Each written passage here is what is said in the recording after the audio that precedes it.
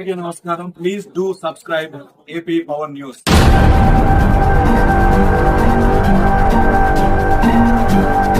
అనకాపల్లి జిల్లాలో ఘోర రోడ్డు ప్రమాదం, 2 దుర్మరణం, పలువురికి గాయాలు. అనకాపల్లి జిల్లా పరవాడ మండలం లంకెలపాలెం జంక్షన్ వద్ద సోమవారం రాత్రి ఘోర రోడ్డు ప్రమాదం జరిగింది. విశాఖపట్నం నుంచి అనకాపల్లి వైపు వెళ్తున్న ఒక లారీ రామ్కీ ఫార్మాసిటీలో డ్యూటీ ముగించుకుని ఇంటికి తిరిగి వస్తున్న కారు ద్విచక్ర వాహనాలను ఢీకొట్టింది. ఈ ప్రమాదంలో కారులో ప్రయాణిస్తున్న 4గురిలో 2 అక్కడికక్కడే మృతి చెందారు. లారీ కింద పడి ద్విచక్ర వాహనాలు పూర్తిగా నుజ్జు అయ్యాయి.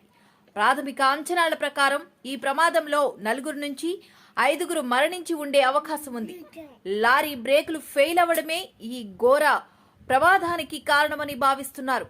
క్షతగాత్రులను సమీప ఆసుపత్రికి తరలించి చికిత్స అందిస్తున్నారు. పోలీసులు కేసు నమోదు చేసి దర్యాప్తు చేస్తున్నారు.